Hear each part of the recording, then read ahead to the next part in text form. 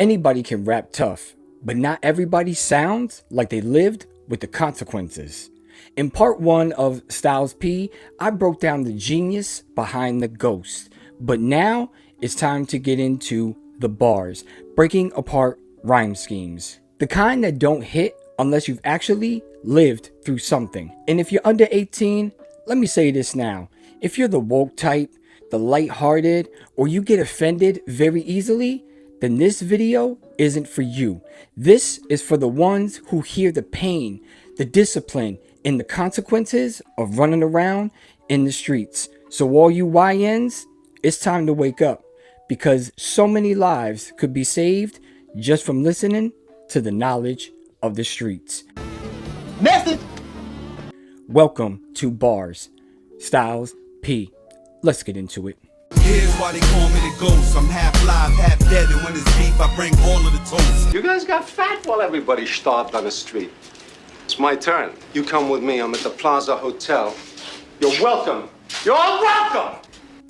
And for those of you who don't know, I'll be breaking down songs from Styles P's commercial album, Not Anything Underground, Super Gangster, Extraordinary Gentleman. So, without any further ado, here goes Chapter 1. Alone in the Streets. I don't really care what I sell, what I sold, as long as I give my soul whenever my story told. At first listen, this sounds like a hustler justifying his past. But this ain't about drugs. This is about truth. I don't really care what I sell, what I sold. That's him separating judgment from reality. People only focus on what he did, but Styles P is focused on how he tells it.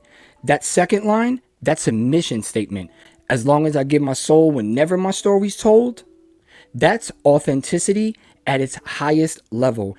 He's saying, I'm not here to clean it up for you. I'm not here to make it digestible. I'm here to give you the raw version of my life. No filters, no rewriting history. And that's what separates Styles P from a lot of rappers. Some people sell an image, Styles P sells truth, even when it's uncomfortable for the regular audience. Let's get into the second bar. Mad live, but learn to bounce out on the bad vibe, or either keep a gun in your cab ride. Now these bars are all about survival. Mad live. Life is chaotic, unpredictable, and always moving. But listen to the jewels he gives you. Learn to bounce out on a bad vibe. That's awareness. That's knowing when something feels off and having the discipline to leave.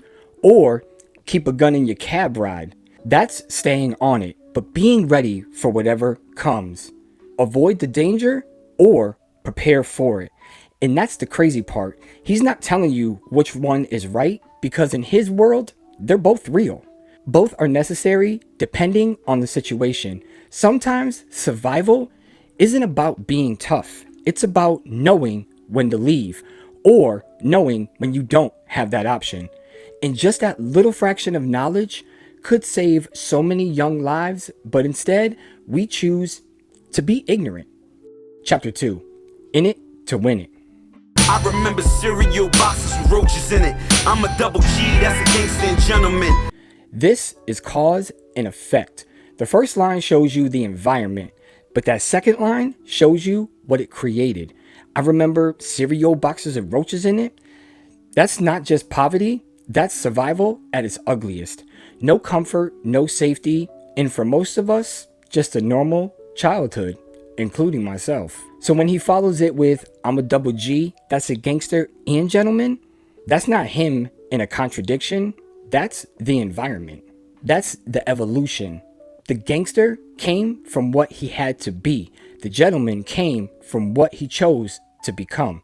So together, these lines are saying, don't judge the outcome if you don't understand the environment that built it.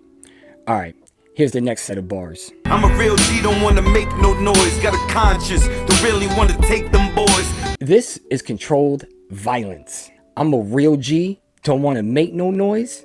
That's discipline, not attention, not ego. But then you get the second line. Got a conscience, don't really wanna take them boys. That's the conflict, because having a conscience should stop you. But here, It makes him more aware of what he's capable of. So what is it that he's really saying? I don't move loud, and I don't want to take it there, but understand something. If I do, it's not emotion, it's survival. And that's what makes it dangerous. Chapter 3. All I Know Is Pain. One of my favorite songs. All I know is pain, all I seen is death. Couple homies and brother gone, when I'm gon' step. I ain't suicidal, damn, my brain need rest. Think about my childhood, pain in my chest. This is psychological exhaustion. All I know is pain, all I seen is death. That's not an exaggeration. That's the perspective shaped by his environment. When death becomes natural, your outlook on life changes. Then, he says, couple homies and brother gone, when I'm gonna step? That's survival's guilt. He's not saying he wants to die. He's questioning when it's his turn. And that's why the next line matters. Ain't suicidal, my brain needs rest. There's the difference between wanting to die and being mentally exhausted from living through too much. Styles is saying, I'm not trying to end it. I'm just tired of carrying it. And then, thoughts in my childhood, pain in my chest, that's trauma that will never leave. It's his past and it lives in his mind. Still sitting there, still heavy. So when you connect them all together, he's really saying, I've seen so much pain and loss that even through, I'm still here. Mentally, I'm tired of reliving it. Now these next couple bars are probably the most important ones to pay attention to. But I made it as a rapper, and it's not what I expect. For a fact, this business is more crooked. The boys will sell their soul to the devil, the Lord looking. Damn, this is the illusion. I made it, but it's not what I expect. That's reality hitting hard. The goal was supposed to be to escape, but the destination came with its own set of problems. When he exposes the industry, he's literally saying this business is more crooked, meaning the streets ain't the only place with corruption. Now watch how he evolves from it. The boys that sell their soul to the devil, the Lord looking. That's spiritual awareness. People would do anything for success, even if it cost them who they are. But at the same time, nothing goes unseen. And then he brings it back to himself. I got sins too, lot of foul shit that I've been through. That's credibility. He's not judging them from above. He's including himself in it. So what he's really saying is, I thought success would change things, but the game is just as dirty as the streets. And even knowing that, I'm still carrying my own sins throughout the entire game. Chapter 4. Green piece of paper. Graveyard shift, with guns with the laser spit. Till you hit, or the tissue come off. Right off the bat, this is dark imagery. Graveyard shift isn't just working late. That's death hours. That's when things happen that don't get talked about. In laser split, that's precision, not recklessness. It's calculated. He's painting a picture of controlled violence in some of the darkest moments. Nobody go to church, but they hustle to get across. Nobody goes to church, but they hustle to get across. This is literally heavy. People won't chase faith, but people will chase money. He's exposing the reality. There's no time for God, but there's time to hustle and grind just to get that Jesus piece. Who am I to argue or fight or bicker when I can see my demon in the cup of the liquor? Reflection, my section, shit's getting thicker. Now, this song takes a wild shift. This ain't external anymore. It's internal. He's not worried about enemies outside because in his head, he's battling himself. Demon in the cup, addiction, pain, trauma, and trying to escape. Reflection, my section, shit's getting thicker. That's a double layer. Reflection meaning self-awareness, and section meaning his environment. And both are getting worse all at the same time. Pressure from both sides, inside and out. In the game for mad years, paid the whole lot of dues in it. Never bite the hand that feeds you, never, but the rules is different. In the game for mad years, paid a lot of dues in it. That's credibility. He's not new to the game. He earned this place through tough times, pain, and experience. Never bite the hand that feeds you, but the rules are different. A classic saying, flipped, and he's about to challenge it. Listen. When the hand that feeds you ain't got food in it. What do you do then? God damn, that is a bar all on its own. If the person who's supposed to provide can't provide anymore, do you still stay loyal? He's exposing the harsh truth. Loyalty has limits when surviving is on the line. There's a lot of bars to break down in this song. Peep the next one. Room full of scholars, bet you it's a fool in it. Yeah.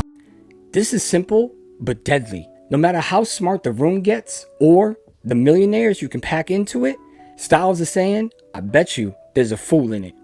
Even in structured environments, there's always one mistake waiting to happen.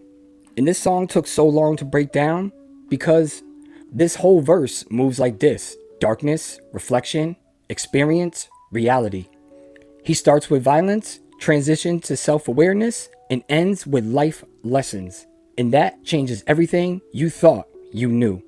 And that's what makes Styles P one of the best lyricists, especially when it comes to street knowledge. Message. Because he's not telling you what's happening around him, he's telling you what's happening inside of him. Chapter 5, the first hit, not to be fucked with. I'm gonna be real with y'all for a second. I'm cheating a little bit with this one, but sometimes it's not about the most complex bars. It's about the first one that made you stop and say, hold on, who the fuck is this? And for me, this was the moment, and this was the bar.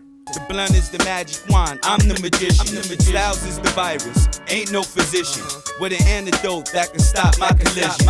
On the surface, it sounds simple, but it's not. The blunt becomes the tool, the magic wand becomes the power, and Styles, he's the one controlling what happens next. And to me, that's creativity, influence, and transformation all in one line. He's saying, I can take something small and turn it into something powerful. Styles is the virus, ain't no physician. God damn, just another hard bar. Seriously. Because the virus, you can't control it. You can't stop it. And once it spreads, it's already too late. Ain't no physician. There is no cure. But he's not just saying he's dope. He's saying, once you hear me, I'm stuck in your system. And I just remember hearing that and thinking, this dude is doper than heroin. And I'm not here to try to glorify it, but that feeling, that instant addiction to the sound, the voice, the presence, that's what Styles P had to me. And that's why this moment matters. Because sometimes it's not about the deepest bar, it's about the first one that pulled you in and you never let it go. And to me, that's the perfect way to understand Styles P, aka the Phantom, aka the Ghost. He doesn't always need 10 layers. Sometimes one line is enough, but the delivery, the presence, and the authenticity behind it does the rest. And once it hits you, there is no cure for that. And that's why I love all projects from Styles P, because he always just gives you the real life that was happening back then and what's happening now. And seeing the transition from starting out in the streets to literally having a wife and a family that stuck by him through thick and thin, the locks sticking by him thick and thin, and literally opening up juice bars, dispensaries, and vitamin supplements is just insane to me. Knowing that the environment that he came from, I remember cereal boxes of roaches in it, is just next level. Anyways, I hope you enjoyed this bar segment. I will see you on the next one. Alright, you niggas bugging me. Spray a little pesticide. I take face shots. You can put the vest aside.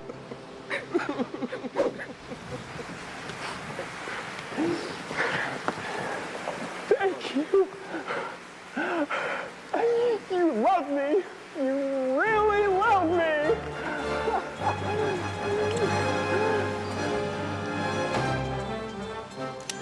Turn up on